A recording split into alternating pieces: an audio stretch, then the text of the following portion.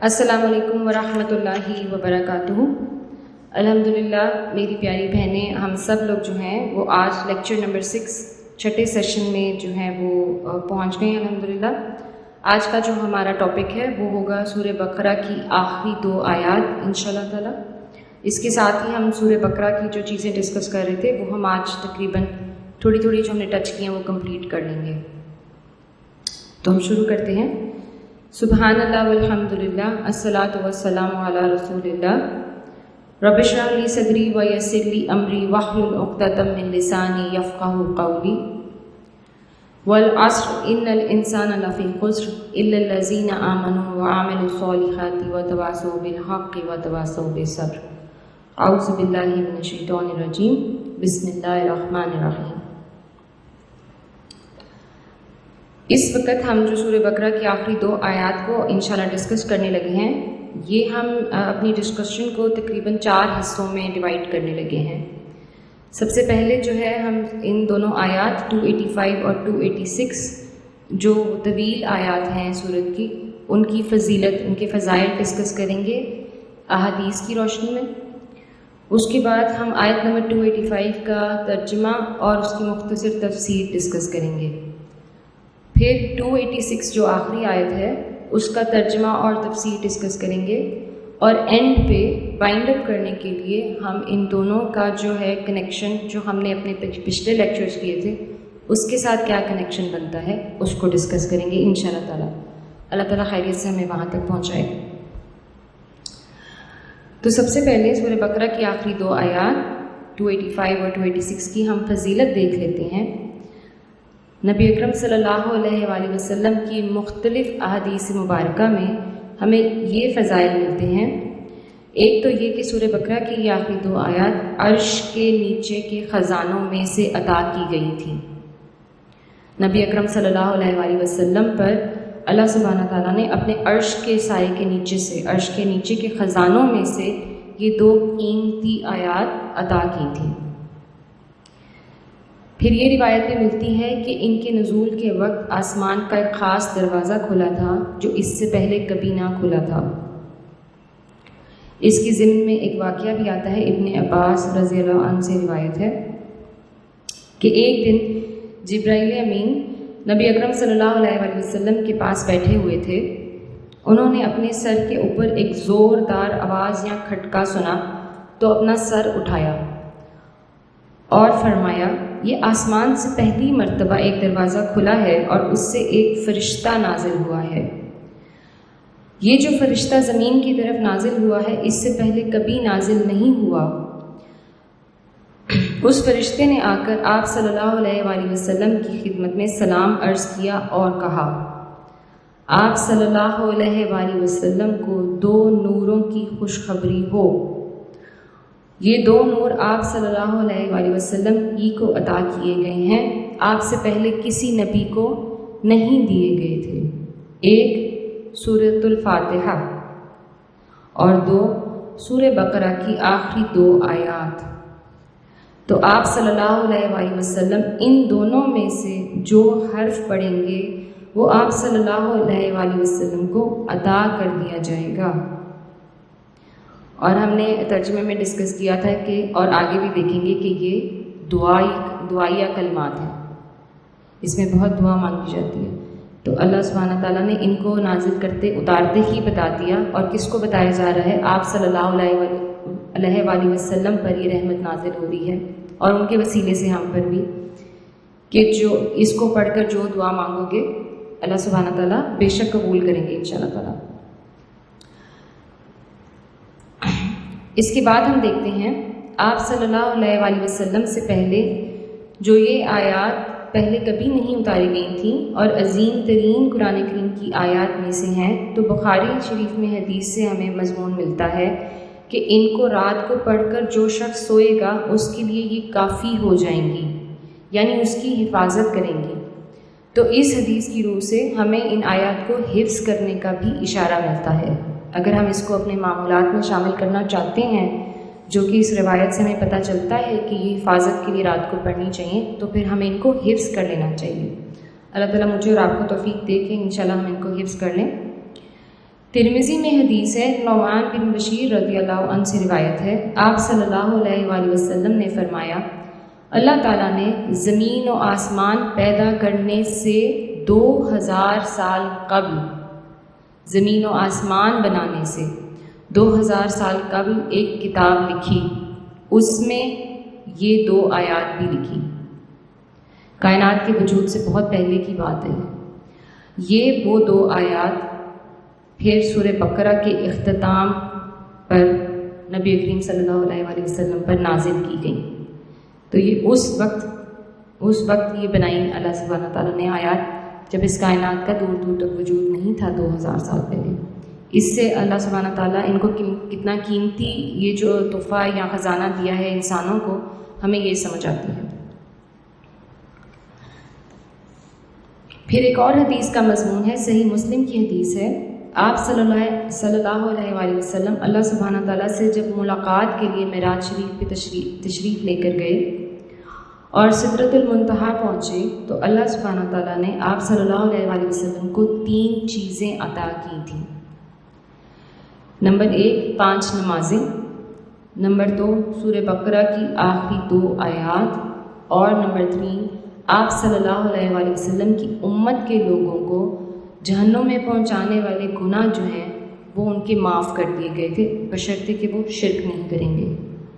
یہ جو رحمت ہے یہ صرف نبی کریم صلی اللہ علیہ وآلہ وسلم کی امت پر کی گئی تھی کہ ان کو ان گناہوں سے جو ان کے جہنم میں لے جانے والے گناہ تھے ہماری امت کے، وہ اللہ سبحانہ تعالیٰ نے کہا کہ میں معاف کر دوں گا۔ اسی ضمن میں پھر آپ صلی اللہ علیہ وآلہ وسلم کی شفاعت بھی آتی ہے، اسی ضمن میں پھر یہ بات بھی آتی ہے کہ یہ امت تباہ نہیں ہوگی، صفحہ ہستی سے مٹائی نہیں جائے گی۔ تو یہاں ہمیں یہ بات ان حدیث سے یہ سمجھ آتی ہے گویا کہ قرآن کریم کی جو یہ 2 آیات ہیں یہ آپ صلی اللہ علیہ وآلہ وسلم کو پھر 2 مرتبہ عطا کی گئی ہیں۔ ان سے ان کی فضیلت میں اور اضافہ ہو جاتا ہے کہ ایک مرتبہ جب یہ سورہ فاتحہ کے ساتھ 2 نوروں کی شکل میں نازل ہوتی ہیں، اور پھر ایک مرتبہ معراج کے موقع پہ، معراج شریف کے موقع پہ نبی اکرم صلی اللہ علیہ وآلہ وسلم پر ادا ہوتی ہیں۔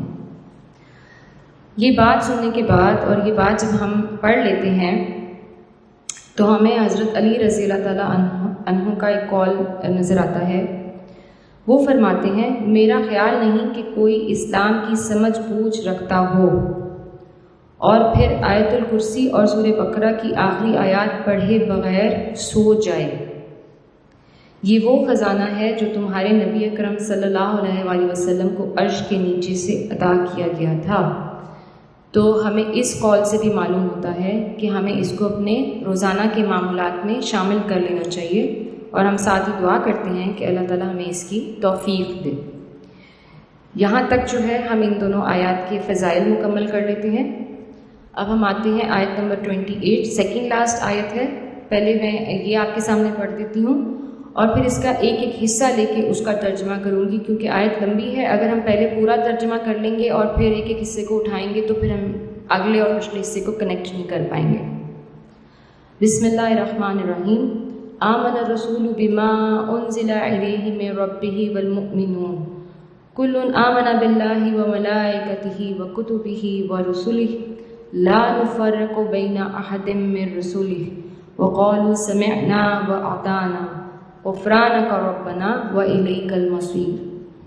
پہلا حصہ آمن الرسول بما انزل الیہ من ربہ والمؤمنون، یہ پہلا حصہ ہے۔ اس کا ترجمہ ہے، رسول صلی اللہ علیہ وآلہ وسلم اس ہدایت پر ایمان لائے جو ان کی رب کی طرف سے ان پر نازل ہوئی، اور جو لوگ اس رسول صلی اللہ علیہ وآلہ وسلم کے ماننے والے ہیں انہوں نے بھی اس ہدایت کو دل سے تسلیم کیا۔ اب یہاں پر جہاں ہم یہ سمجھتے ہیں کہ ہم ایمان لانے والے ہیں، یہاں پر یہ اشارہ دیا جا رہا ہے کہ سب سے پہلے ایمان لانے والے اس امت کے نبی اکرم صلی اللہ علیہ وآلہ وسلم خود ہیں۔ یہ بات اس لیے اللہ سبحانہ تعالیٰ نے بتانی ہمیں ضروری سمجھی کہ جس وقت وحی کا نزول شروع ہوا ہے اس سے پہلے نبی اکرم صلی اللہ علیہ وآلہ وسلم جو ہیں وہ مکے کے معاشرے کے ایک بہت امپورٹنٹ بزنس مین تھے، ایک عام آدمی تھے ان کی طرح، وہاں پر لوگوں کے اندر موجود تھے۔ تو لوگوں کے لیے جب ایک انسان دنیا داری کے کام کر رہا ہے اور ان کی طرح ایک عام معمولات زندگی گزار رہا ہے، اس کی طرف سے جب وہ یہ کہہ دے، یہ کلمات کہے کہ میں اللہ کا رسول ہوں، اللہ کا پیغمبر ہوں اور مجھ پر اللہ نے یہ پیغام دیا ہے کہ میں تم تک پہنچاؤں، یہ بات لوگوں کے لیے ڈائجسٹ کرنا مشکل ہے۔ بے انتہا ریٹیلیشن آتی ہے، بے انتہا رکاوٹ آتی ہے، اور آئی۔ آپ صلی اللہ علیہ وآلہ وسلم کو عربوں نے خدا نخواستہ مجنون قرار دیا، ان کو جادوگر قرار دیا، اور یہاں تک کہ یہ کہا بہت سے مرد اور عورتوں نے کہ نبی اکرم صلی اللہ علیہ وآلہ وسلم جو ہے خدا نخواستہ بدروحوں سے باتیں کرتے ہیں، کہ یہ جو غار حرا جاتے ہیں جہاں وہ مراقبہ فرماتے تھے، جبرائیل علیہ السلام آتے تھے، تو آپ صلی اللہ علیہ وآلہ وسلم کو بہت زیادہ رکاوٹ اور بہت زیادہ ان کی طعن اور طنز اس کا سامنا تھا۔ تو اللہ سبحانہ تعالیٰ یہ کہہ رہے ہیں کہ جو نازل کیا گیا ہے اس کے رب کی طرف سے، یہ کلام جو ہے یہ محمد صلی اللہ علیہ وآلہ وسلم کا نہیں ہے، یہ رب کا کلام ہے، وہ تمہارے آگے پیش کر رہا ہے، اور سب سے پہلے وہ اپنے رب پہ ایمان لایا ہے، پھر تم تک رب کا کلام پہنچا رہا ہے، تو تم کیسے اس کی بات پر انگلی اٹھانے والے ہو؟ اس کے بعد پھر بے شمار چیلنجز آئے ہیں قرآن کریم میں، جہاں پر لوگوں کو دعوت دی گئی تھی کہ آپ لائیں کوئی آیت بنا کر، کوئی جملہ، کوئی لفظ، کوئی صورت بنا کر لائیں، دکھائیں کہ انسان ایسا کلام بنا سکتا ہے۔ تو محمد صلی اللہ علیہ وآلہ وسلم کیسے کلام بنا سکتے ہیں؟ وہ تو خود ایمان لانے والے ہیں۔ اور اس کے ساتھ ہی پھر یہ بھی ہمیں بتا دیا گیا کہ مومنین جو ہیں وہ بھی اس پر جس پر نبی اکرم صلی اللہ علیہ وآلہ وسلم ایمان لائے ہیں، مومنین انشاءاللہ تعالی ہم اور آپ، وہ بھی اسی کلام پر، اسی پر جو اللہ سبحانہ تعالیٰ نے نازل کیا ہے، رب کی بات پر ایمان لانے والے ہیں۔ مومنین کی صفات جو ہے وہ ہم نے سورہ بقرہ کے پہلے رکوع میں بھی ڈسکس کر لی تھی، تو پھر میں اس کو بہت دیر تک یہاں ڈسکس نہیں کروں گی۔ بہرحال آپ صلی اللہ علیہ وآلہ وسلم کو انہوں نے بہت سخت وقت دیا تھا، تو آپ صلی اللہ علیہ وآلہ وسلم جو ہیں وہ بار بار خود گواہی دیا کرتے تھے اپنے بارے میں کہ اشہد انی رسول اللہ، اشہد انی رسول اللہ، بے شک میں گواہی دیتا ہوں کہ میں اللہ کا رسول ہوں۔ بار بار ان کو یہ کہنا پڑتا تھا اپنی صفائی میں کہ کسی طریقے سے یہ لوگ جو ہیں یہ میری بات کی طرف توجہ کریں بجائے اس کے اوپر سوال اٹھانے کے۔ دوسرے حصے کی طرف آتے ہیں، فرماتے ہیں اللہ سبحانہ وتعالیٰ کل آمن باللہ و ملائکتہ و کتبہ و رسولہ لا نفرق بین احد من رسولہ، یہ سب اللہ اور اس کے فرشتوں اور اس کی کتابوں اور اس کے رسولوں کو مانتے ہیں، یہ سب کا مطلب ہے مومنین، اور ان کا کہنا یہ ہے کہ ہم اللہ کے رسولوں کو لا نفرق، کہیں سے بالکل بھی ایک دوسرے سے الگ نہیں کرتے، ہم کوئی تفریق نہیں کرتے، ہم سب رسولوں کو مانتے ہیں، محمد صلی اللہ علیہ وآلہ وسلم سے لے کے پیچھے آدم علیہ السلام تک، اور آدم علیہ السلام سے لے کے خاتم النبیین محمد صلی اللہ علیہ وآلہ وسلم پر۔ اور ابھی بھی جب بھی مسلمان جو ہیں خاص طور پہ یورپ، امریکہ وغیرہ ویسٹرن کنٹریز میں جب تبلیغ کرتے ہیں تو ان کے دلوں کو نرم کرنے کے لیے یہ بات ضرور بار بار بیان کرتے ہیں کہ تم لوگ فرق کرتے ہو، تم محمد صلی اللہ علیہ وآلہ وسلم کے خلاف کیمپین چلاتے ہو، تم ان کا مذاق اڑاتے ہو، تم ان کو پیغمبر نہیں مانتے، اور ہمارا یہ جو ہے ہمارا معاملہ یہ ہے کہ ہم تمام نبیوں سے محبت کرتے ہیں، ہم تمام رسولوں کے پیغام اور ان کے نام اور ان کے رسول ہونے پر پورا یقین رکھتے ہیں، ہم فرق نہیں کرتے ہیں۔ سو ہم پیسفل قوم ہیں، ہم پیسفل امت ہے، ہم کسی بھی نبی خدا نخواستہ کی شان میں کوئی گستاخی یا کوئی کسی قسم کی کیمپین نہیں چلا سکتے، کیونکہ وہ ہمارے اللہ کے رسول ہیں، سب کے سب تمہارے رسول نہیں ہیں، تمہارے عیسیٰ علیہ السلام نہیں ہیں، تمہارے موسیٰ علیہ السلام نہیں ہیں، ہمارے سب کے وہ رسول ہیں۔ تو جو ایکسٹریمزم اور اسلاموفوبیا کی کیمپینز ہیں یہ تمہاری طرف سے چلتی ہیں، ہم تو پرامن لوگ ہیں۔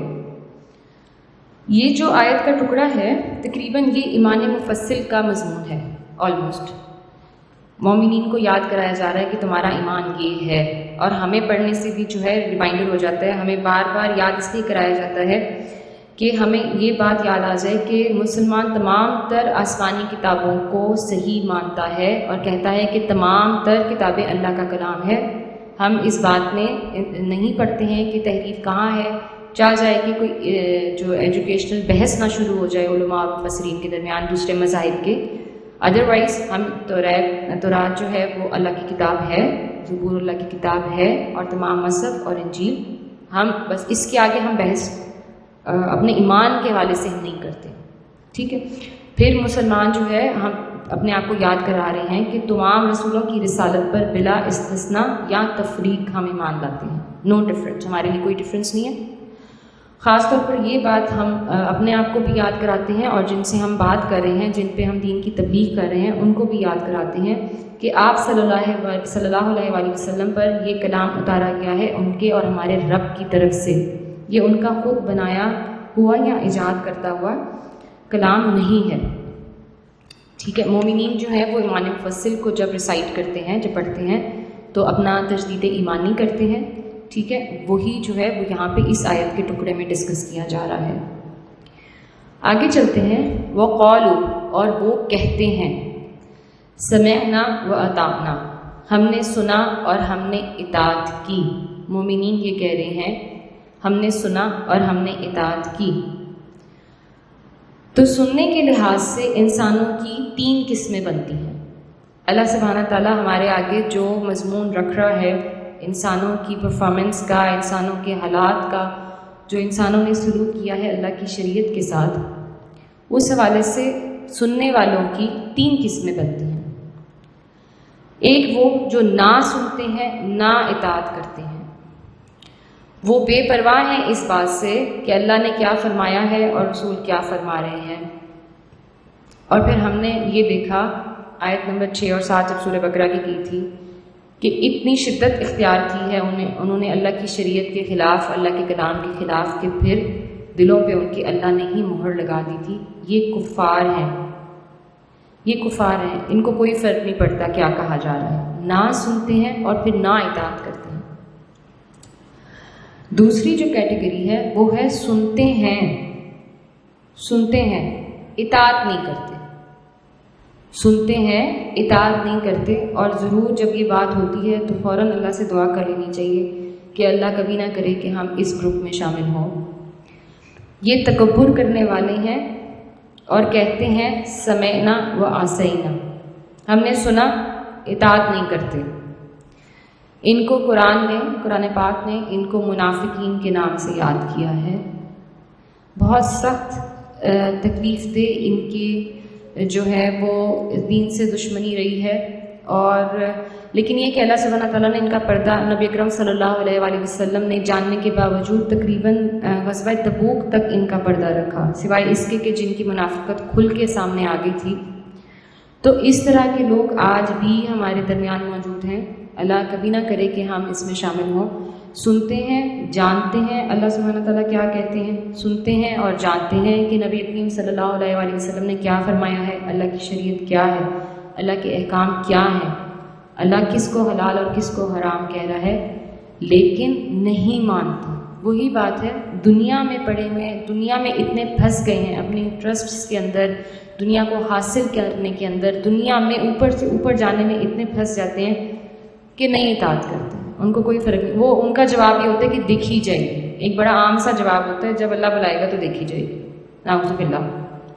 جیسے کہ یہ کوئی وہاں پہ خدا نہ خواستہ اللہ سبحانہ تعالیٰ کے ساتھ کوئی کمیونیکیشن ہوگی، کوئی جو ہے وہ سودا طے ہو جائے گا کہ اچھا اللہ چلو کوئی بات نہیں، میں ہی کر رہا تھا، نعوذ باللہ نعوذ باللہ۔ منافقین کے لیے سخت نفرت قرآن نے جو ہے اس کا اظہار کیا ہے، کیونکہ سنتے ہیں، ان کے کانوں پہ مہر نہیں ہے۔ تیسری کیٹیگری اللہ سبحانہ تعالیٰ مجھے اور آپ کو، ہم سب کو اس میں شامل کرے، مومنین کی ہے، سنتے ہیں، اطاعت کرتے ہیں، عاجز ہیں، اللہ کے آگے عاجز ہیں، اور اپنی عاجزی میں ان کے اندر اتنی خدا خوفی ہے کہ اطاعت کرنے کے بعد بھی بار بار اللہ سے استغفار کرتے ہیں، بار بار اللہ کے آگے سجدہ کرتے ہیں، بار بار اللہ سے معافی مانگتے ہیں۔ ہم اس آخری عشرے میں کیا کر رہے ہیں؟ عفو مانگ رہے ہیں نا، درگزر مانگ رہے ہیں، اللہم انک عفو کریم تحب العفو فاعف عنا، یا اللہ ہم سب کو معاف کر دے۔ ہم نہیں جانتے ہم کون کون سے الفاظ غلط ادا کرتے ہیں، ہم نہیں جانتے ہماری کوتاہیاں زندگی بھر کی کیا ہیں، ہم نہیں جانتے، یا اللہ تو ہمیں معاف کر دے۔ یہ عاجز ہیں، مومنین، مومنات، مسلمین، مسلمات، ٹھیک ہے۔ اچھا جی، نیکسٹ آگے چلتے ہیں اس آیت میں، غفرانک ربنا و الیک المصیر۔ اے ہمارے رب بخشش تیری ہے اور ہمیں تیری ہی طرف لوٹنا ہے۔ یہاں پر ہم پھر دیکھتے ہیں کہ مومن جو ہے وہ اوپر ہم نے دیکھا کہ وہ اطاعت کرتا ہے اور وہ اطاعت کرتے کرتے بھی ڈرتا ہے، اور وہ ہر وقت یہی کہتا ہے کہ یا اللہ تیرا حق ادا نہ ہوا، حق تو یہ ہے کہ تیرا حق ادا نہ ہوا۔ آپ یہ دیکھیے کہ جب ہم اپنی نماز ادا کرتے ہیں تو سلام پھرنے کے بعد اللہ اکبر کہتے ہیں سب سے پہلے، اور پھر 3 دفعہ اسی وقت استغفر اللہ کہتے ہیں۔ یہ عام مسنون طریقہ ہے نماز کے فوراً بعد 3 دفعہ استغفر اللہ کہنے کا، کہ یا اللہ میں نے پڑھ لی ہے، میں نہیں جانتا میں تیرے دربار میں کھڑا تھا تو میں کس حال میں کھڑا تھا، میں نہیں جانتا میں نے جو پڑھا دل سے پڑھا بھی کہ نہیں پڑھا، میں نہیں جانتا کہ یہ نماز اس قابل تھی کہ قبول ہو، میں نہیں جانتا کہ یہ نماز اس قابل تھی کہ یہ اوپر تیرے عرش تک پہنچے گی یا لپیٹ کر میرے منہ پہ مار دی جائے گی، یا اللہ تو معاف کر دے، تو بخشش تیری ہی ہے، غفرانک ربنا، اے ہمارے رب بخشش تیری ہی ہے۔ بس اے اللہ یہ جو نیکیاں ہم کرتے ہیں یہ تیری شایان شان نہیں ہے، لیکن یہ تیری رحمت ہے کہ تو ان کو قبول فرما لے گا، اس پہ ہم یقین رکھتے ہیں، ہمیں اللہ کی رحمت پہ بے انتہا یقین ہے، وہ رحمان ہے، وہ رحیم ہے، اور ہم اس کی جو شان رحمت ہے ہر وقت جو ہے نا الحمدللہ ہم اسی کو دیکھتے رہتے ہیں، ہم اسی کی طرف جو ہے توجہ کرتے رہتے ہیں، ہم کوشش بھی نہیں کرتے کہ ہم یہ بات کبھی اپنے آپ کو جو ہے وہ جھنجھوڑیں اور ہلائیں، اور اللہ نہ کرے اللہ سبحانہ تعالیٰ کا غضب جو ہے وہ مسلمانوں پہ کبھی نازل ہو، تو یا اللہ تیری ہی رحمت ہے۔ پھر ہم ساتھ یہ بھی کہہ رہے ہیں الیک المصیر، تیری طرف لوٹنا ہے، کہ آخرت میں اے اللہ ہم نے تیری طرف ہی پلٹنا ہے، تو ہمیں اس پہچان میں اس ڈھونڈنے میں ہمیں لگا دے کہ ہمیں معلوم ہو جائے کہ یہ آخرت میں جو ہم نے تیری طرف پلٹنا ہے اس کو ہم نے کیسے پورا کرنا ہے، یہاں پر یہ ہماری پلٹ جو ہے یہ کیسے اس قابل ہوگی کہ تو ہماری دعائیں قبول کرے، اور وہاں جب تیرے آگے ہم کھڑے ہوں تو ہمارے ہاتھ میں کچھ ایسا ہو جو ہم تجھے دکھا سکیں، ورنہ ہمارے ہاتھ تو خالی ہیں۔ تو اے اللہ ہم اپنے آپ کو یاد کروا رہے ہیں کہ ہم نے تیری طرف پلٹنا ہے، تجدید ایمان ہو رہا ہے، پھر سے تجدید ایمان میں ہم نے غیب کا ایمان، رسولوں کا ایمان، فرشتوں کا ایمان ابھی دیکھا ہے، پھر ہم نے تجدید ایمان کی ہے کہ اے اللہ تو جو کہہ رہا ہے ہم سنتے ہیں، ہم اطاعت بھی کرتے ہیں، پھر تجدید ایمان ہم کہہ رہے ہیں کہ یا اللہ تیرے ہی حقوق ہیں اور تیری ہی بخشش ہے، اور پھر ہم کہہ رہے ہیں کہ یا اللہ ہم اپنے دل کو تیرے حوالے کرتے ہیں، تجھے ہی یاد کرنے سے ہمارے دلوں میں سکون آتا ہے، یا اللہ ہم بار بار اپنے آپ کو ریمائنڈ کراتے ہیں کہ ہم نے تیری طرف پلٹنا ہے۔ یہاں پر ہماری آیت نمبر 285 جو ہے وہ کمپلیٹ ہو جاتی ہے۔ اب ہم آخری آیت 286 کی طرف آتے ہیں، پہلے ہم اس کو پڑھ لیتے ہیں۔ اللہ سبحانہ تعالیٰ فرماتے ہیں لا یکلف اللہ نفسا الا وسعها لها ما کسبت وعلیہا ما اکتسبت ربنا لا تؤاخذنا ان نسینا او اخطانا ربنا ولا تحمل علینا اصرا كما حملته على الذین من قبلنا ربنا ولا تحملنا ما لا طاقة لنا به واعف عنا واغفر لنا وارحمنا انت مولانا فانصرنا على القوم الكافرین۔ اب پچھلی آیت کی طرح اس آیت کے بھی ہم چھوٹے چھوٹے سیکشنز کرتے جائیں گے، چھوٹے چھوٹے حصے کرتے جائیں گے، ساتھ اس کا ترجمہ کرتے جائیں گے، ساتھ تفسیر کرتے جائیں گے، تھوڑا سمجھنے میں آسانی ہو جاتی ہے۔ پورا ترجمہ اگر ایک دفعہ پڑھ دیا گیا نا تو پھر اس کو بار بار کنیکٹ کرنا آسان نہیں ہوتا۔ پہلا حصہ لا یکلف اللہ نفسا الا وسعها، اللہ سبحانہ تعالیٰ کسی جان پر اس کی ہمت استطاعت سے زیادہ بوجھ نہیں ڈالتا۔ یہ اصل میں ہمارے جیسے کمزوروں کے لیے نا رخصتوں کی بات ہو رہی ہے۔ اللہ سبحانہ تعالیٰ کی بہت بڑی عنایت ہے جو اس نے رخصتیں ہمیں دی ہیں۔ وہ جانتا ہے کہ ہماری طاقت کتنی ہے، وہ جانتا ہے کہ ہمارے عمل کی نیت کی کنڈیشن کیسی ہے۔ اللہ سبحانہ تعالیٰ کو معلوم ہے کہ اس امت کی کمزوری کا اس وقت کیا معاملہ ہے۔ اللہ سبحانہ تعالیٰ جانتا ہے، ہم اس بات پہ اس کے رحم پہ یقین رکھتے ہوئے ہم اپنے آپ کو یہ بات بتا رہے ہیں، اللہ سبحانہ تعالیٰ ہمیں یہ بات بتا رہے ہیں کہ جتنی طاقت ہے نا اتنی نیکی انسان کر جائے، لیکن اپنی کم ترین طاقت میں پورا زور لگا دے، اس میں پھر آگے سے حجتیں نہ پیش کرے اپنے اللہ کو۔ یہ تو نہیں نا ہم کہہ سکتے کہ اللہ یہ بھی نہیں میں کر سکتا تھا، یہ بھی نہیں کر سکتا تھا، یہ بھی نہیں کر سکتا تھا. تو جب اس طرح بات کریں گے اپنے رب سے تو پھر اللہ سبحانہ تعالیٰ کو تو پتہ ہے کہ ہماری طاقت کتنی ہے. یہ تو اللہ کو تو پتہ ہے نا ہماری طاقت کتنی ہے. ہم اس کو ایکسپلور نہیں کرتے، ہم اپنی طاقت کو دیکھتے نہیں، ہم اپنے وقت کا موازنہ نہیں کرتے کہ میں یہ کر سکتی تھی میں نے نہیں کیا، میں یہ وقت اپنی اس 24 گھنٹے میں سے میں اللہ کی دین کا، اللہ کی تبلیغ کا، اپنی اولاد کے لیے ہی میں یہ کام کر سکتی تھی، اپنی اولاد کے ساتھ میں اللہ کی بات کر سکتی تھی، اپنی اولاد کو یہ سمجھا سکتی تھی. کم از کم میں گھر سے باہر نکل کے تبلیغ نہیں کر سکتی، یا میرے وسائل ایسے نہیں ہیں، یا میرا وقت ایسا نہیں ہے، میں کم از کم درجے پہ تو نیکی کر سکتی تھی. اللہ سبحانہ تعالیٰ نے کہا ہے، ہمارے نبی نے کہا ہے کہ بے شک تم پتھر بھی ہٹاؤ گے تو وہ نیکی ہے. لیکن ہم پھر ہر وقت کم ترین درجے کی طرف نہ دیکھیں. ہم یہ دیکھیں کہ 24 گھنٹے میں کتنا وقت دنیا پہ لگاتے ہیں، کتنی محنت سے لگاتے ہیں، کتنے زور سے لگاتے ہیں. ٹھیک ہے نا. اپنے بچوں کے لیے کیا ہم یہ نئے کھانے بناتے ہیں، ریسیپیز بناتے ہیں؟ نہیں بناتے. شوہر کو خوش کرنے کے لیے نئے کپڑے ان کو خرید کے لا کے دنیا بھر کے ڈیزائنز ڈھونڈ کے ان کو دیتے ہیں. محنت نہیں کرتے، کتنا وقت لگاتے ہیں کام کرنے میں. تو کیا اللہ کی بات جو ہمیں معلوم ہے اور کم از کم ہمیں اتنا پتہ ہے کہ ہمارے گھر والے اور میں خود بھی اس پہ عمل نہیں کری، تو اس پہ کیا تھوڑی سی بات نہیں میں کر سکتی؟ یہ میرا کم ترین زور ہے. یہ میرا کم ترین زور ہے کہ میں گھر سے باہر جو ہے وہ بحیثیت عورت نہیں نکل سکتی، کیونکہ ہم عورتوں کی جماعت یہاں بیٹھی ہے، اس لیے میں آپ سے مخاطب ہوں اور اپنے آپ سے بھی. تو تم اپنی کم ترین طاقت کا بھی پورا زور تو لگاؤ. اس کے بعد پھر تمہیں یہ پتہ ہے کہ کمی بیشی اللہ سبحانہ تعالیٰ جو ہے وہ معاف فرما دے گا. یہاں پر اللہ تعالیٰ ہمیں شریعت کا اصول بتا رہا ہے کہ شریعت جو ہے محمد صلی اللہ علیہ وآلہ وسلم کی، وہ بے شک آسان ہے اور یہ ایک پریکٹیکل دین ہے، یہ کتابوں کا دین نہیں ہے. اس میں ایسی کوئی بات نہیں لکھی گئی جو انسان مکمل نہیں کر سکتا، پوری نہیں کر سکتا. بے شمار رخصتیں جو ہیں وہ امت محمدی صلی اللہ علیہ وآلہ وسلم کو اللہ سبحانہ تعالیٰ نے دی ہیں. اللہ سبحانہ تعالیٰ، نبی کریم صلی اللہ علیہ وآلہ وسلم نے اللہ سبحانہ تعالیٰ سے گزارش کی تھی کہ 50 نمازیں نہ کریں، میری امت نہیں پڑھ سکتی. یہ جو ڈبیٹ ہوئی ہے آپ صلی اللہ علیہ وآلہ وسلم اور اللہ کے درمیان، بے شک اللہ سبحانہ تعالیٰ کو علم تھا، وہ تو مکمل علم والا ہے نا، ہم نے کل یہ بات کی تھی. تو پھر یہ امت کے لیے نمازیں 5 ہو گئیں، تو اس کو پتہ تھا کہ ہم یہ 5 پڑھ سکتے ہیں. ہم صبح اٹھ کے فجر پڑھ سکتے ہیں، ہم رات کو جتنے مرضی تھکے ہارے ہوں ہم اٹھ کے عشاء پڑھ سکتے ہیں. اس لیے دی گئی ہیں یہ نمازیں. اللہ سبحانہ تعالیٰ کو معلوم ہے اور معلوم تھا کہ روزے ہم رکھ سکتے ہیں فجر کی اذان سے لے کے مغرب کی اذان تک. آپ دیکھیں کہ ہم سے پچھلی امتوں کے اوپر بھی روزے فرض تھے، اور ان کے جو کئی امتوں کے روزے ہیں وہ 24 گھنٹے کے روزے تھے. اور یہ جو سختیاں ان پر آئی تھیں نا، یہ ان کی نافرمانی کی وجہ سے سختیاں آئی تھیں ان پر.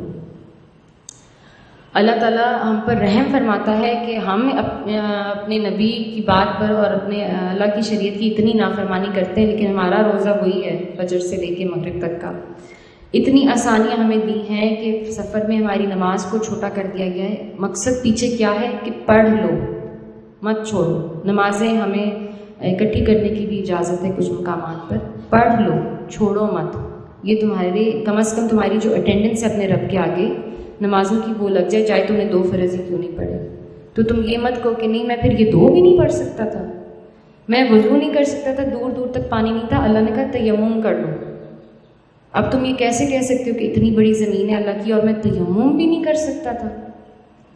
تو یہ بات ہے کہ اپنی طاقت کا پورا زور لگاؤ، یہ بات ہے. تو اللہ سبحانہ تعالیٰ ہماری استطاعت سے بڑھ کر ہم پر کوئی بوجھ نہیں ڈالتا. یہ جو شریعت دی ہے اللہ نے، یہ قابل عمل شریعت ہے. لہا ما کسبت وعلیہا ما اکتسبت. کسب جو ہے نا وہ اچھے اعمال کو کہا جاتا ہے، اور مکتسبت جو ہے وہ برے اعمال کی طرف اشارہ ہے. تو اللہ تعالیٰ کہتے ہیں ہر شخص نے جو نیکی کمائی ہے اس کا پھل اسی کے لیے ہے، اور جو بدی کمائی ہے سمیٹی ہے اس کا وبال اسی کے اوپر ہے. یعنی کہ تم اپنے برے اعمال کا جو الزام ہے نا وہ تم وقت اور دنیا اور شیطان پہ مت ڈالو، وسوسوں پہ مت ڈالو. تم نے کیا ہے اس کو اون کرو. اور یہ بھی بات یہاں پہ میں آپ سے کہہ دوں کہ بد اور برے اعمال کرنے جو ہے نا وہ زیادہ مشکل ہیں، ان میں زیادہ زور لگتا ہے. نافرمانی میں زیادہ طاقت لگتی ہے، بڑی محنت کرنی پڑتی ہے نافرمانی کرنے کے لیے۔ فرما برداری تو بہت آسان ہے، فرما برداری کرنا تو بہت آسان ہے۔ میری ایک ساتھی تھی، ماشاءاللہ انہوں نے جو ہے وہ عمرہ ادا کیا اور اس کے بعد انہوں نے حجاب کرنا شروع کر دیا ماشاءاللہ، اور اس کے بعد اللہ سبحانہ تعالیٰ نے ان کو توفیق دی اور اپنے گھر کے حج پر بلایا۔ حج ادا کرنے کے بعد مقبول حج ہوا ان کا اور واپس آئیں تو انہوں نے عبایا بھی لینا شروع کر دیا ماشاءاللہ۔ تو ایسے ہی ایک دن کہتی ہیں، ایسی چھوٹی سی باتیں، چھوٹی چھوٹی باتیں سنتے ہیں نا تو ہمیں احساس ہوتا ہے کہ جو ہمارا رب کہہ رہے ہیں وہ سچ ہے۔ وہ کیسے سچ ہے؟ کہتی ہیں کہ اتنی محنت مجھے کرنی پڑتی تھی، روز نئے سے نیا سوٹ نکالنا اور اس کو استری کرنا، اس کو کلف لگانا اور پھر یہ سوچنا کہ یہ میں نے پچھلے ہفتے ریپیٹ کیا تھا کہ نہیں کیا تھا۔ میں اتنی ہلکی ہو گئی ہوں اب، میرے لیے اتنی آسانی ہو گئی ہے۔ بے شک جب گرمی ہوتی تھی، ہم بیکاز اسکول کی بات ہو رہی ہے یہ، تو ہم عبایا اتار بھی دیتے تھے، لیکن کہتی تھی کہ میں اب اپنے آپ کو جج نہیں کر رہی ہوتی کہ میں نے کیا پہنا ہے، اور مجھے اس بات کی کوئی پرواہ نہیں ہوتی کہ کوئی میرے، اب میں دیکھتی بھی نہیں کہ میرا جوتا کیا ہے، میں نے روز وہی جاگرز پہنے ہوئے۔ تو نیکی کرنا بہت آسان ہے، اللہ کی فرما برداری آسان ہے، برائی کرنی مشکل ہے، زور لگانا پڑتا ہے فیشن کرنے میں، سلیو لیس پہننے میں، یہ یہودیوں کے اور عیسائیوں کی سٹائل کی داڑیاں کٹوانے میں اور ان کی طریقے کے بالوں کو جیل لگا کر سجانے میں مشکل لگتی ہے۔ ان ہندوؤں کی اور دوسرے مذاہب کی طرح کی شادیاں رچانے میں، رسومات کرنے میں بہت پیسہ لگتا ہے۔ سنت کے طریقے سے نکاح کرنے میں پیسہ نہیں لگتا ہے ماں باپ کا، اور نبی اکرم صلی اللہ علیہ وآلہ وسلم نے تو خود فرما دیا تھا کہ برکت ہے اس نکاح میں جس پہ کم سے کم خرچ آئے۔ تو پھر ہم کہتے ہیں کہ ہمارے بچوں کی شادیاں جو ہیں وہ کامیاب نہیں ہیں، دکھی ہیں، بچیاں دکھی ہیں اپنے گھر میں، بچے دکھی ہیں اپنے گھر میں، مائیں پریشان ہیں اپنے بچوں کے حال دیکھ کے۔ اتنی جب اللہ کی نافرمانی کی، اتنی خرافات کی ان کی شادیوں میں، اور پھر اس کو سارے سوشل میڈیا پہ پوری دنیا کو دکھایا کہ ہم نے یہ نافرمانی کی ہے، ہم نے اپنے گھر کی عورتوں کو نچایا ہے غیر محرموں کے سامنے، پھر ہم کہتے ہیں کہ یا اللہ تو دیکھ میری اولاد خوش نہیں ہے۔ تو برائی مشکل ہے، نیکی آسان ہے۔ اللہ سبحانہ تعالیٰ آگے کہہ رہے ہیں ربنا لا تؤاخذنا ان نسینا او اخطانا، اے ہمارے رب ہم سے بھول چوک میں جو قصور ہو جائیں، اے ہمارے رب ان پر تو ہماری گرفت نہ کرنا۔ یہاں سے جو ہے، جو ہم نے یہ 2 آیات کا مضمون آج لیا ہے، دعائیہ کلمات شروع ہو جاتے ہیں یہاں سے۔ مومنین، مومنات، مسلمین، مسلمات جو ہیں وہ اپنے رب سے اب دعا کر رہے ہیں۔ سورہ بقرہ کا پورا مضمون پڑھ لیا ہے ہم نے، ہمیں سمجھ آ گئی ہے کہ اقوام کے معاملات کیا تھے دنیا میں، کیا ان کی نافرمانیاں تھیں، ہمیں اللہ کی شریعت 80% جو اس صورت میں نازل ہوئی ہے وہ سمجھ آ گئی ہے۔ تو علماء کہتے ہیں کہ پیارے پیارے دعائیہ کلمات ہیں، اور کیسا نوازنے والا ہے میرا رب کہ وہ اپنے بندے کو خود سکھا رہا ہے، اپنی کتاب میں، اپنے کلام میں وہ خود سکھا رہا ہے کہ مجھ سے مانگا کرو اور اس طرح مانگا کرو، یہ طریقہ ہے مجھ سے مانگنے کا۔ اللہ فرما رہے ہیں کہ میری رحمت پہ دستک دو اور بار بار دستک دو، اور تم گڑ گڑا کر اور اخلاص سے میرے آگے عرضی پیش کرو تو میں ضرور تمہاری عرضی قبول کروں گا۔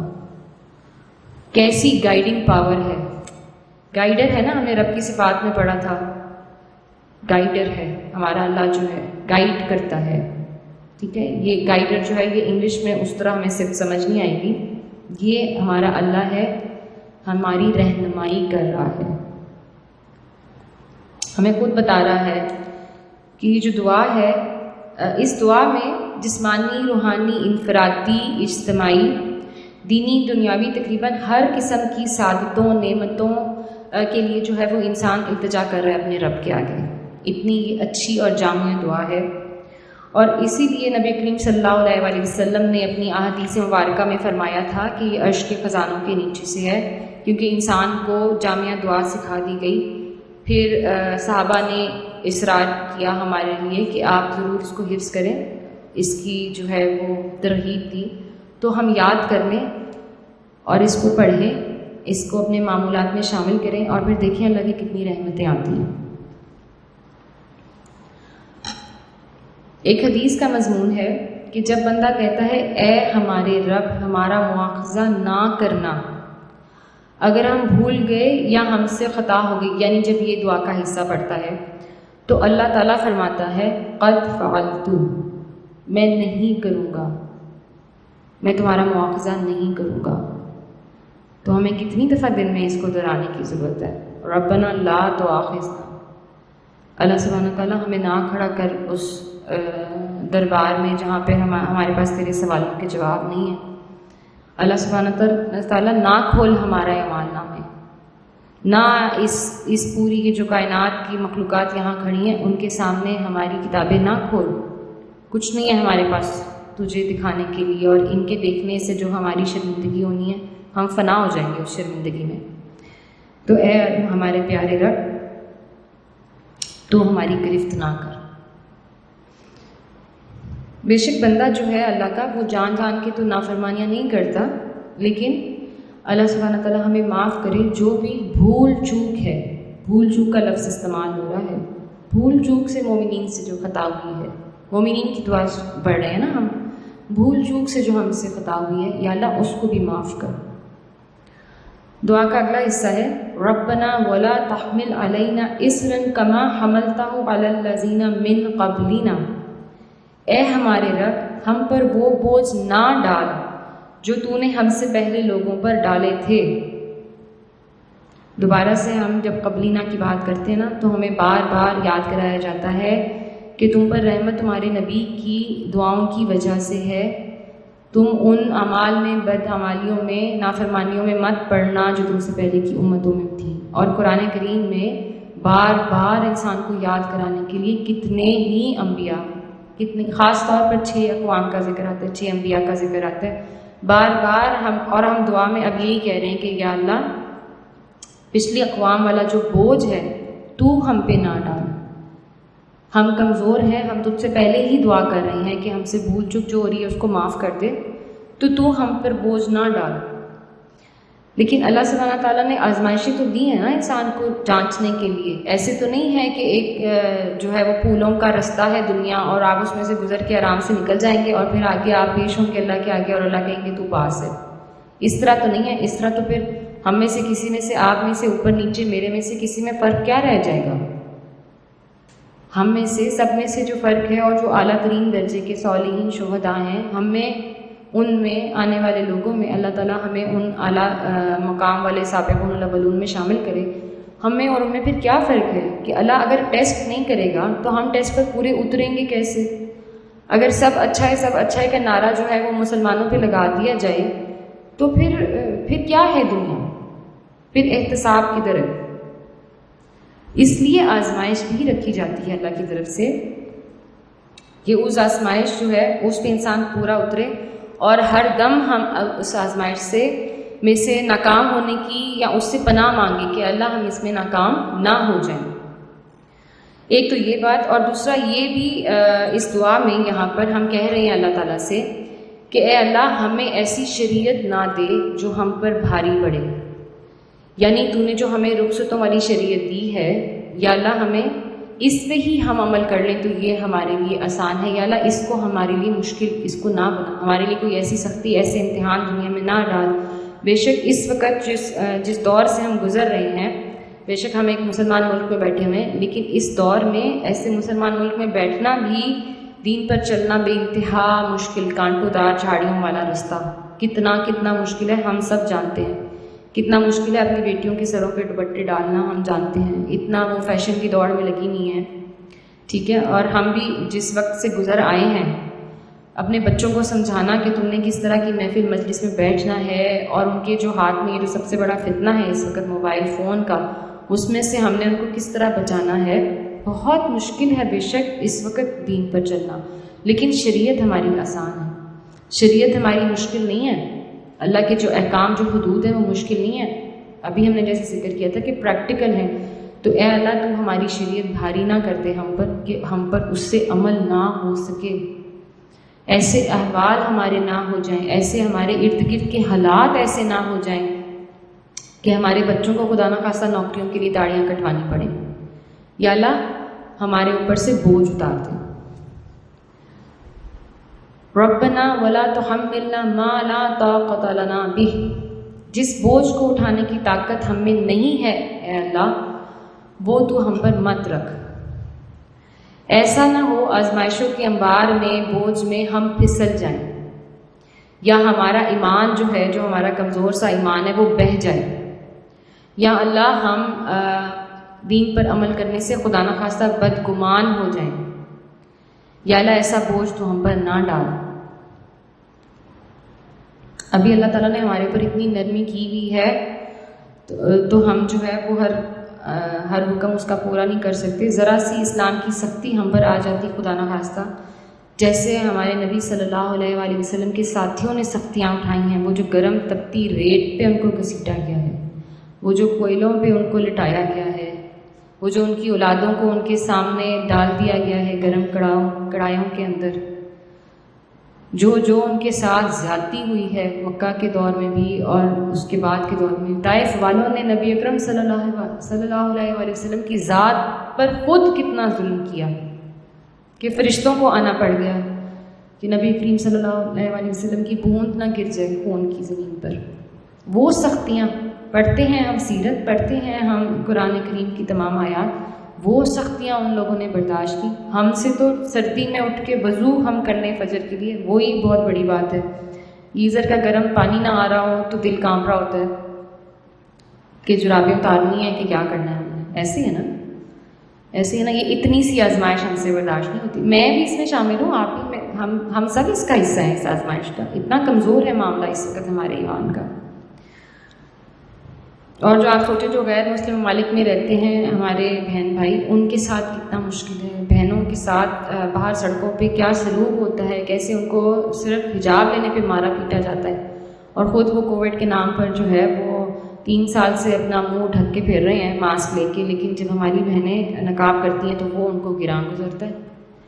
سوچیں ان کی آزمائش ہماری آزمائش سے کتنی بڑی ہے۔ بچوں کو کس طرح صرف محمد کا نام بچوں کے ساتھ لگا ہوتا ہے، بچوں کے نام کے ساتھ محمد عبداللہ یا محمد عمر، تو کیسے ان کو جو ہے وہ بلی کیا جاتا ہے اسکولز میں، کیسے ان کو یہ لڑکے مل کے مارتے پیٹتے ہیں، کہ ان کی کیا آزمائشیں ہیں اور ہماری کیا آزمائش ہے۔ یہ ہم سے جو نہیں کریں گے نا شادی کے رسوم پورے، تو پھر رشتہ دار ناراض ہو جائیں گے۔ یہ فوتگی ہو گئی ہے کسی کے گھر میں، یہاں پہ یہ وہ جو رسوم ہے نا ہمارے خاندان کی چلی آ رہی ہیں، وہ سب نہیں پوری کریں گے تو رشتہ دار ناراض ہو جائیں گے۔ یہ ہماری آزمائش ہے۔ یہ ہم سے یہ مندر نہیں ہمارے ٹوٹتے، یہ ہمارے ارد گرد کے جو مندر ہیں۔ آگے ہم اللہ سبحانہ تعالیٰ سے دعا کریں، واعف عنا، اور ہمارے ساتھ تو نرمی فرما دے، اے اللہ سختی نہ فرمانا، واغفر لنا، اور تو ہماری مغفرت فرما دے۔ ہم تو زمین بھر کے گناہوں کے ساتھ کھڑے ہیں اللہ، ہم تیرے در کے بھکاری ہیں اللہ، ہماری ہاتھ خالی ہیں، ہمارے اعمال نامے خالی ہیں، اور اتنے خالی ہیں کہ جو ہے وہ تیرے آگے پیش کرنے کے لائق ہی نہیں ہے۔ ایسی ہماری بے توجہ نماز ہے، ایسی ہماری بے توجہ تلاوت ہے یا اللہ، ہم تو مشین کی طرح پڑھ دیتے ہیں، تیرے آگے رکھ دیتے ہیں۔ یا اللہ تو ہمیں معاف کر دے، ہم خود اور ہمارے اعمال تیرے آگے پیش کرنے کے قابل نہیں ہیں، ہم اور ہماری اولادیں تیرے آگے پیش کرنے کے قابل نہیں ہیں۔ ہم تو تو نے جو ہمیں ایک ایک سانس دی ہے، جو ہمارا ایک ایک جو جسم کا خلیہ ہے وہ پرورش کر رہا ہے، جو ہم اپنی پلک جھپکتے ہیں کہ ہماری آنکھیں نہ خشک ہو جائیں، ہمیں نہ اس کا احساس ہے، نہ ہم اس کا احسان اتار سکتے ہیں اللہ۔ تو یا اللہ تو ہماری مغفرت فرما دے، ورحمنا، اور تو ہم پر رحم فرما دے۔ یہ ہم اللہ کے رحم کے سہارے ہی تو چل رہے ہیں، اس رحمان اس رحیم کے مسلسل رحم کے سہارے چل رہے ہیں ہم۔ بے شک نبی اکرم صلی اللہ علیہ وآلہ وسلم کی جو ہم پر رحمتیں ہیں اس کے سہارے ہم چل رہے ہیں، اس کے سہارے یہ امت قائم ہے، اس کے سہارے ہم ابھی تک ایک مسلمان ملک میں، چاہے نام کا ہی مسلمان ہو، لیکن ہم مسلمان ملک میں بیٹھے ہوئے ہیں۔ تو جو یہ چاہتا ہے کہ اللہ اس پر رحم کرے، یعنی اللہ ہم پر رحم کرے، تو پھر اس انسان کو چاہیے کہ وہ مخلوق پر رحم کرے۔ ٹھیک ہے، یہ بڑی سمجھنے کی بات ہے ہمارے لیے۔ یہ ورحمنا ایک لفظ ہے، اے اللہ تو مجھ پر رحم کر۔ اللہ کب مجھ پر رحم کرے گا؟ کیا میں رحم کرتی ہوں مخلوق پر؟ کیا میں معاف کرتی ہوں اپنے ارد گرد کے لوگوں کو؟ کیا میرا دل ایسا نرم ہے کہ اللہ اس پہ نرمی کرے؟ مجھ سے کوئی زیادتی کر دیتا ہے، کیا میں چھوڑتی ہوں اس کو؟ کسی نے تلخ کلامی کر دی، کیا میں اس کو جواب دیے بغیر رہتی نہیں ہوں؟ چین نہیں آتا جب تک اس کو اس کے بات کا، اس کے تانے طنز کا ہم جواب نہیں دے دیتے اور اگلی دفعہ حساب برابر نہیں کر دیتے۔ کیا میں رحم کرتی ہوں؟ کیا میں اپنے بچوں پہ رحم کرتی ہوں کہ میں ان کو بتاؤں کہ میرا اللہ، تمہارا رب تم سے کیا چاہتا ہے؟ میں ان پہ رحم نہیں کرتی جب میں ان کو نہیں بتاتی۔ بچے جو ہیں معصوم ہیں، بڑے ہو کے کہیں گے آپ نے نہیں بتایا تھا۔ ایسی ہے نا، ایسی ہے نا، ہم تو آبائی مسلمان ہیں، ہم تو الحمدللہ کلمہ گو خاندانوں میں پیدا ہوئے ہیں۔ تو جب میں رحم نہیں کرتی مخلوق پر، میں رحم نہیں کرتی انسانوں پر، میں ان کو معاف نہیں کرتی، میں نہیں چھوڑتی کسی کو اس کی خطا پہ، میں نہیں پکڑ چھوڑتی، تو پھر اللہ کیسے مجھ پر رحم کرے؟ تو میں نے اللہ سے اپنی ذات پر رحم لینا ہے، میں نے اللہ سے اپنی ذات پر رحم کروانا ہے، تو میں بھی تو رحم کروں، میں بھی تو اپنا دل بڑا کروں۔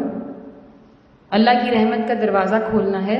دنیا میں ایک دوسرے کے ساتھ ہم کیا کرتے ہیں، وہاں نہیں ہمیں معلوم ہوتا کہ رحم کیا ہے، وہاں نہیں ہم رحم کرتے، نہیں چھوڑتے ہم کسی کو، نہیں ہم معاف کرتے۔ تو پہلے ہم معاف کرنا تو سیکھیں، پہلے ہم درگزر تو سیکھیں۔ عفو و درگزر مانگ رہے ہیں نا، 26واں روزہ ہے، آج 6 دن ہو گئے مانگتے ہوئے اللہ سے، اور اس کے بعد بھی اللہ کرے ہم مانگتے رہیں۔ تو یا اللہ ہم تجھ سے مانگ رہے ہیں، تو ہمارے اندر ایسی کیفیت پیدا کر، تو ہمارے دلوں کو نرم کر دے، یا اللہ تو سختی نکال دے ہمارے اندر سے، یا اللہ تو ہم پہ یہ رحم کر کہ ہم رحم کرنے والے بنیں۔ انت مولانا، اللہ تو ہی ہمارا ساتھی ہے اور ہمارا مددگار ہے اور ہمارا مولا ہے، تو ہی ساتھی ہے ہمارا، تیرا ہی بھروسہ ہے ہمیں، تجھ پر ہی توکل ہے ہمارا۔ اللہ کی مدد کے بغیر جس دنیا میں ہم کھڑے ہیں، ہم سانس نہیں لے سکتے، ہم چل نہیں سکتے، ہم پاؤں نہیں رکھ سکتے، اتنی ظالم دنیا ہے۔ تو جب ہم یہ کہتے ہیں نا کہ اے اللہ تو ہمارا ولی ہے، تو ہم اللہ سے کہہ رہے ہیں کہ ہم تیرے دوست ہیں، یا اللہ تو ہمارا دوست بن جا۔ تو دوستی کے بہت حق ہیں جو ہم نے ادا کرنے ہیں۔ دوستی کا حق یہ ہے کہ اللہ کی شان کے خلاف جہاں بات ہو رہی ہو، ہم آواز اٹھائیں، ہم کہیں کہ یہ میرے رب کا حکم نہیں ہے۔ اپنے دوستوں کے خلاف، اپنے بہن بھائیوں، ماں باپ، اولاد کے خلاف، شوہر کے خلاف نہیں بات سنتے نا ہم کسی کی۔ کتنی تکلیف ہوتی ہے آپ کی اولاد پہ کوئی انگلی اٹھائے تو۔ اللہ کو کہہ رہے ہیں انت مولانا، تو ہمارا دوست ہے، تو ہمارا ساتھی ہے۔ تو اللہ کے خلاف بات ہم کتنے آرام سے سن لیتے ہیں، کتنے آرام سے ہم قبول کر لیتے ہیں، اور اپنے ارد گرد ہم دنیا بھر کو دیکھتے ہیں، دنیا بھر کو دیکھتے ہیں، پل پل منٹ منٹ اللہ کے خلاف چل رہے ہیں۔ ہم جانتے ہیں ہمارے کتنے دوست جو ہیں وہ ان کی کمائیوں کے ذریعے کیا ہیں، ہم جانتے ہیں کون کون ہمارے دفتر میں رشوت لے رہے ہیں، ہم جانتے ہیں کون کون ہمارا ساتھی جو سود میں پھنسا ہوا ہے۔ اللہ کی نافرمانیاں ہیں نا بے شک۔ اللہ ہم تیرے دوست ہیں، تو ہمارا ساتھی اور دوست ہے، تو پھر ہم اپنے دوست سے بے وفائی کرتے ہیں ہر وقت۔ ہم کیا کرتے ہیں، اللہ کو پکار رہے ہیں، دعا کر رہے ہیں تو ہمارا ساتھی ہے، تو اس دعا کا ہم حق بھی ادا کریں کہ اے اللہ تو ہمارا دوست اور ساتھی ہے، ہم تیری دوستی اور تیرے ساتھی ہونے کے حق ادا کریں، ہم اس قابل ہوں کہ یا اللہ تو ہمیں اپنی دوستی میں لے لے انشاءاللہ تعالی۔ فَانْصُرْنَا عَلَى الْقَوْمِ الْكَافِرِينَ، اور اللہ ہم کو کافر قوم پر نصرت عطا فرما، ہم کو کافر قوم پر نصرت عطا فرما۔ ہم نے دیکھ لیا کہ کفار کون ہیں،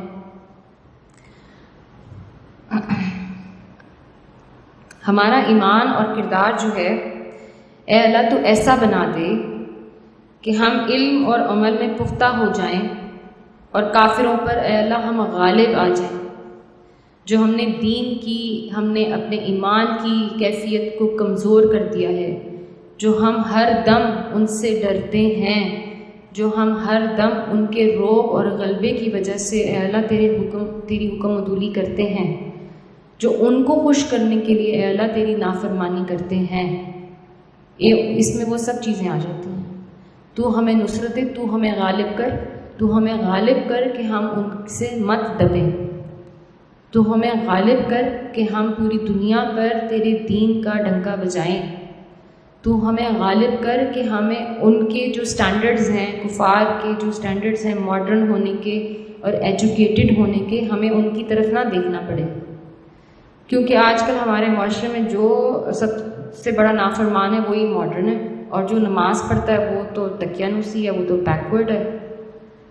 جو ہاف سلیوز پہنتی ہے وہ ماڈرن ہے، اور جو فل سلیوز پہنتی ہے اس کو تو پتہ ہی نہیں، اس تو دنیا سے دور ہے، وہ تو کسی پسماندہ وقت میں زمانے میں رہتی ہے. ایسی ہے نا. یہ ہمارے مسائل ہیں، یہ ہماری روزمرہ کی زندگی کی چیزیں ہیں جن کو بار بار قرآن جو ہے وہ کنیکٹ کرتا ہے، جن کو بار بار اللہ سبحانہ تعالیٰ، ہم ہر دم یہ الفاظ پڑھتے ہیں، جب بھی پڑھتے ہیں ہم دعائیہ کلمات پڑھتے ہیں، ہم اللہ کی کتاب پڑھتے ہیں، لیکن وہ ہمیں ہلاتی نہیں ہے، ہمیں جھنجھوڑتی نہیں ہے، کیونکہ ہم نہیں اس کا ترجمہ سمجھتے، نہیں اس کی مختصر ترین تفسیر تشریح جو ہے ہم اس کی طرف توجہ دینے کی بھی کوشش نہیں کرتے. ہم ڈھونڈتے نہیں، تاعمر ہم نہیں ڈھونڈتے کہ ہمارا رب ہم سے کیا بات کر رہا ہے. اس وقت جو ہے وہ کفر اور نافرمانی جو ہے نا ہمارے معاشرے میں، وہی عزت کا معیار ہے، وہی کامیابی کا معیار ہے اس وقت. استغفر اللہ و نعوذ باللہ. تو اے اللہ تو ہمیں غلبہ دے کفار کے اوپر. یہاں پر یہ ہماری دونوں آیات کی جو ترجمہ اور تفسیر ہے مختصر، وہ ہم نے مکمل کر لی ہے. اب ایک کریٹیکل انالیسز ہے. میری خواہش تھی کہ کیونکہ ہم نے پہلا رکوع الحمدللہ سورہ بقرہ کا کیا تھا، الحمدللہ اس کی ترجمہ اور تفسیر کی تھی، اور اتفاقاً اس سیکشن میں یہ جو ہمارا پروگرام تھا تفسیر کا، اس میں ہمارا یہ اینڈ بھی شامل ہو گیا ہے. تو فواتح سور یعنی کہ صورت کھلی کس طرح، اور خواتم سور یعنی کہ صورتیں بند جیسے ہوتی ہیں، تو اس کا یہاں پر ذکر کرنا مجھے لگا کہ یہ ضروری ہے، تھوڑی آپ کے اندر دلچسپی پیدا ہو اور آپ کو مزید اللہ سبحانہ تعالیٰ کے کلام کے جو معجزات ہیں اس کی سمجھ آئے.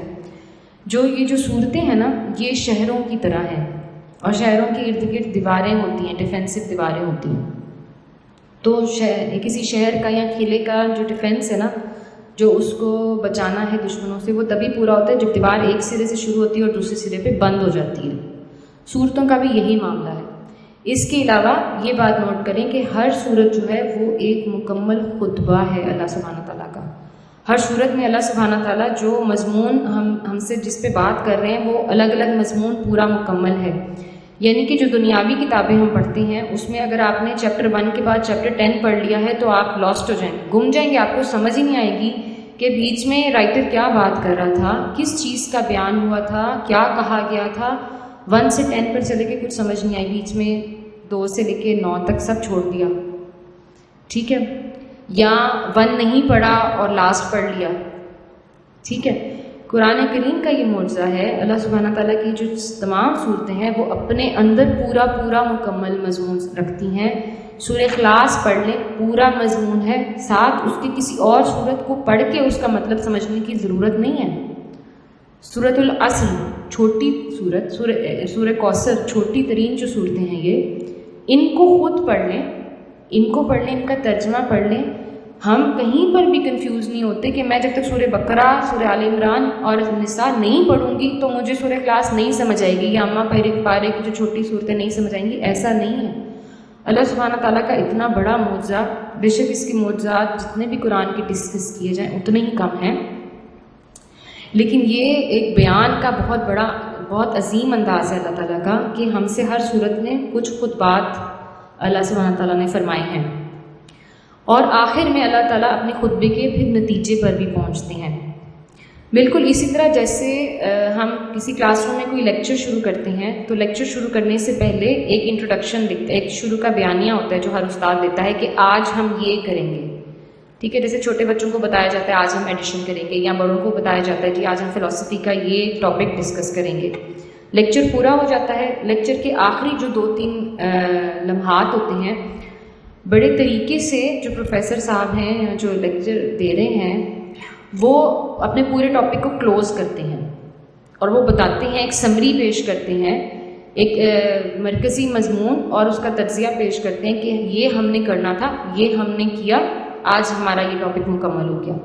ٹھیک ہو گیا. لیکن جتنی آسان زبان میں شروع کا ٹاپک بتایا جاتا ہے بچوں کو، ملٹیپلیکیشن یا ایڈیشن یا جو بھی، اس طرح کے الفاظ اینڈ کے ٹاپک پہ پھر استاد نہیں استعمال کرتا. اس کی وجہ یہ ہے کہ جو پورا دورانیہ ہے کلاس کا، اس میں کچھ نہ کچھ علم تو ٹرانسفر ہوا ہے نا بچے کے ذہن میں یا ہمارے ذہن میں. جو شروع میں ایک بات اوپننگ کی گئی ہے سورہ بقرہ میں، ہمارا جو ذہن بنایا گیا ہے، اللہ کی کتاب ہے، اس میں شک نہیں ہے، ہدایت ہے متقیوں کے لیے. پھر ہمارا ذہن بنایا گیا ہے کہ مومنین مومنات کون ہیں. پھر ہمارا ذہن بنایا گیا ہے کہ کن کے دلوں پہ مہر لگی ہے، کفار کون ہیں. ٹھیک ہے، اس وقت ہمارا ذہن بنا کے پھر پوری صورت بیان ہوتی ہے، اس میں شریعت اللہ کی بیان ہوئی ہے کہ مومنین مومنات نے کرنا کیا ہے. ٹھیک ہے، پھر کون تھے کفار، کون ہے نافرمان. خاص طور پہ اس صورت میں بنی اسرائیل کی نافرمانی اور ان کے کافر ہونے کا ذکر ہے کہ وہ کس طرح اس حد تک پہنچے کہ ان کو پھر نافرمانوں کی لسٹ میں ڈال دیا گیا. تو شروع میں بات کرنے کا زاویہ ڈفرینٹ تھا اور اینڈ پہ بات کرنے کا زاویہ اب جو ہم نے پڑھی ہیں آیات وہ ڈفرینٹ ہے. ان کو ہم کمپیئر کر لیتے ہیں، لیکن یہ بڑی خوبصورتی ہے اللہ کے کلام کی، یہ بڑی خوبصورتی ہے. اگر ہم اس کو دیکھیں تو سورہ بقرہ کا جو پہلا ابھی ہم نے افتتاح کیا تھا، اس میں آیت میں آیا تھا ھدی للمتقین، تقوی والوں کے لیے ہدایت ہے. تو جب ہم نے یہ پڑھا ھدی للمتقین تو ایک منٹ کے لیے انسان نا تھوڑا پریشان ہو جاتا ہے کہ تقوی والے تو بڑے خاص وصف کے لوگ ہوتے ہوں گے، یہ تو صفات کا جائزہ لینا بڑا مشکل ہے. یہ کون لوگ ہوں گے؟ عظیم لوگ ہوں گے. میری لیے تو نہیں ہے یہ آیت، میں تو بڑے عام سادہ سا انسان ہوں. تقوی یہ کہاں میرے اندر آ سکتا ہے؟ تو مایوسی کی کیفیت نہ ہو. اللہ سبحانہ تعالیٰ نے بار بار صورت میں پھر آپ کو یا مجھے الرٹ کیا، اور پھر یہ ہے کہ یہ بتا دیا کہ متقی اور مومنین جو ہیں وہ اونچے طبقے کے نہیں ہیں. پوری صورت میں ہدایت کا معاملہ ہمارے ساتھ فرمایا اللہ سبحانہ تعالیٰ نے، اور آخر میں 286 آیت میں اللہ تعالیٰ نے فرما دیا لا یکلف اللہ نفسا الا وسعها، جو تمہاری طاقت نہیں ہے اس سے بڑا بوجھ میں نے تم پہ نہیں ڈالا. تو تمہاری طاقت میں ہے متقی ہونا، اس لیے میں نے شروع میں کہا کہ ہدایت ہے متقیوں کے لیے. تمہاری استطاعت اور قدرت میں ہے کہ تم تقوی اختیار کرو. ایسا اتنا بڑا لفظ نہیں ہے جس کا بوجھ تم سے اٹھایا نہیں جائے گا. اللہ سبحانہ تعالیٰ نے کہہ دیا میں تمہاری طاقت سے بڑا بوجھ تم پر نہیں ڈالوں گا.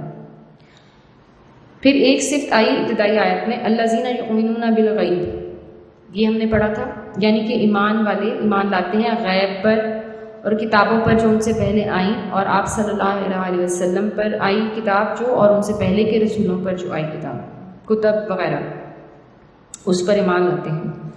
اور آیت 285 جو ہم نے بھی پڑھی ہے، اس میں ہم نے اپنا پورا ایمان مفصل جو ہے وہ دوبارہ پڑھ لیا، تجدید ایمان کے طور پر پڑھ لیا کہ تمام رسولوں کو ماننا غیب ہے، ملائکہ کو ماننا، اور بار بار کہا گیا پہلے کی کتابیں، بعد کی کسی کتاب، بعد کے کسی رسول کا ذکر نہیں ہے، نہ اس وہاں پر ہے اوپر کے کلمات میں، نہ آخری کلمات میں ہے. بعد کی کسی کتاب اور خدا نخواستہ کسی انسان کو نبی ماننا تمہارا تقویٰ نہیں ہوگا، خاتم النبیین تک بس، اور یہ تمہارا غیب کا ایمان ہے. تو یہ ریمائنڈر جو ہم نے بھی بات کی تھی کہ لیکچر کے شروع کا ریمائنڈر، لیکچر کے اینڈ کا ریمائنڈر. پھر یہ بات کہ سورہ بقرہ میں جو ایمان نہ لائے اور کافر ہوئے اور دیکھ کر بھی نافرمان ہوئے، ان کی عادات، ان کا اتوار جو ہے تفصیل سے صورت میں پڑھا، اور ہم نے آیت نمبر 6 اور 7 میں دیکھا کہ انہوں نے کفر کیا.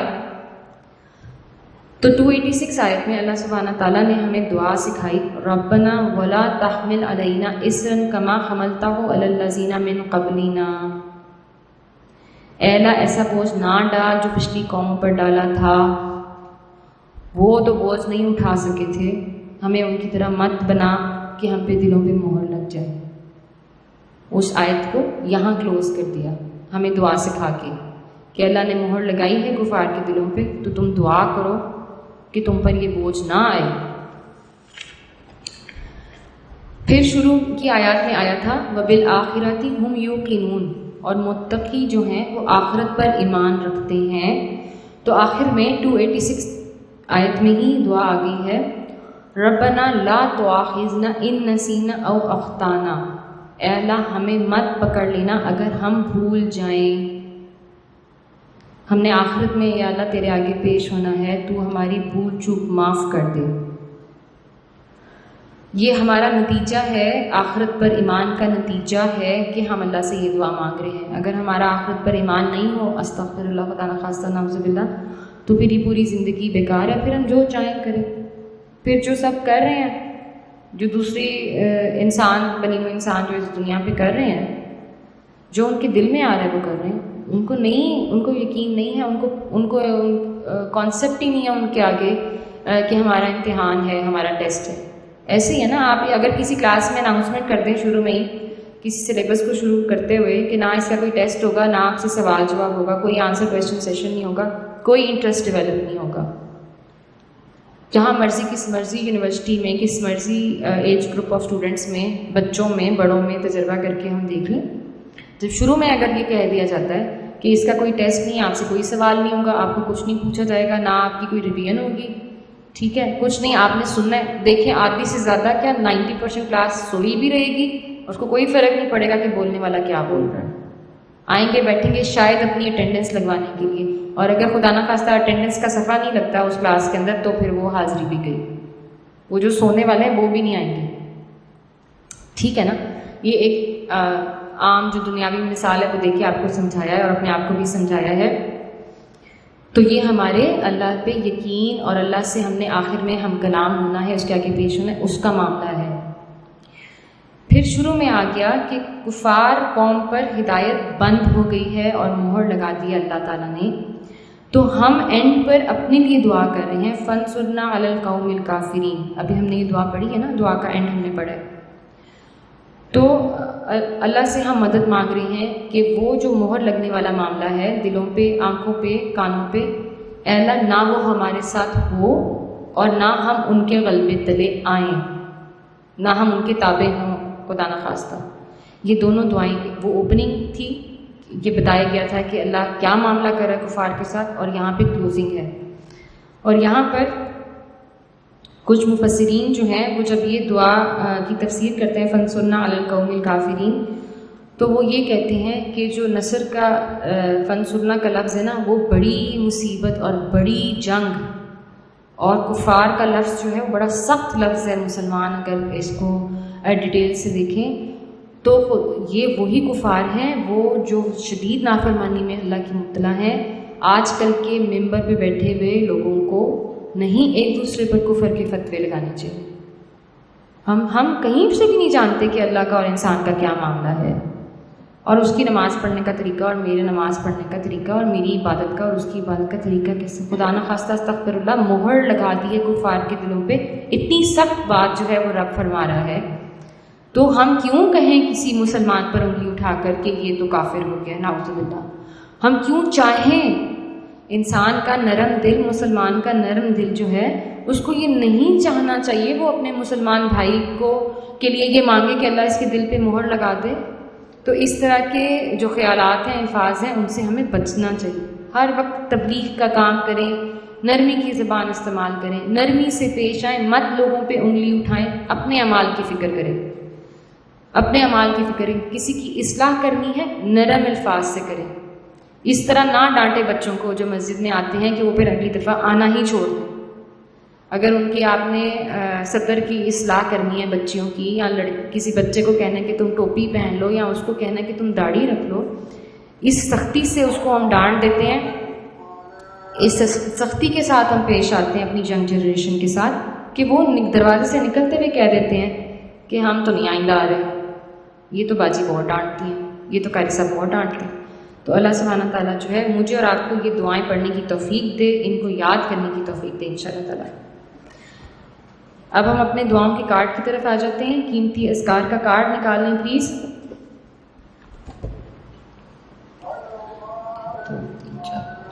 دعا نمبر 6 کی طرف آ جائیں۔ بڑی قیمتی دعا ہے، بہت خوبصورت الفاظ ہیں اور بڑا وزن ہے دعا کا انشاءاللہ تعالیٰ۔ دعا کا ٹائٹل ہے ایک دعا جس کا ثواب اللہ نے چھپا رکھا ہے۔ سبحان اللہ، ایسے عظیم خزانے ہیں میرے پیارے رب کے کہ وہ ہمیں جتنا عطا کرتا ہے بتا کے عطا کرتا ہے وہی کم ہے، جو وہ ہمیں بغیر بتائے عطا کرتا ہے اس کا تو ہم اندازہ بھی نہیں لگا سکتے۔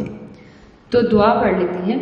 یا ربی لک الحمد کما ینبغی لجلال وجہک وعظیم سلطانک، یا ربی لک الحمد کما ینبغی لجلال وجہک وعظیم سلطانک۔ ترجمہ اس کا اس طرح سے ہے، اے میرے پیارے اللہ، حقیقی تعریف آپ کے لیے ہے، ایسی تعریف جو آپ کی ذات کی بزرگی اور آپ کی عظیم سلطنت کے لائق ہو۔ سبحان اللہ۔ فائدہ اس کا اس طرح سے ہے، ابن ماجہ میں حضرت عمر رضی اللہ تعالیٰ عنہ سے روایت ہے، حضرت ابن عمر رضی اللہ تعالیٰ عنہ سے روایت ہے، رسول اللہ صلی اللہ علیہ وآلہ وسلم نے فرمایا، ایک شخص نے ایک مرتبہ یہ کلمات پڑھے تو فرشتے گھبرا گئے کہ ہم اس کا کتنا اجر لکھیں۔ آخر اللہ تعالیٰ نے فرشتوں سے عرض کیا، اللہ تعالیٰ سے فرشتوں نے عرض کیا کہ تیرے ایک بندے نے ایک ایسا کلمہ کہا ہے جو ہم نہیں جانتے کہ اسے کس طرح لکھیں۔ تو پروردگار نے باوجود جاننے کے ان سے پوچھا کہ اس نے کیا کہا ہے، تو انہوں نے بیان کیا کہ اس نے یہ کلمہ کہا ہے، یا ربی لک الحمد کما ینبغی لجلال وجہک وعظیم سلطانک۔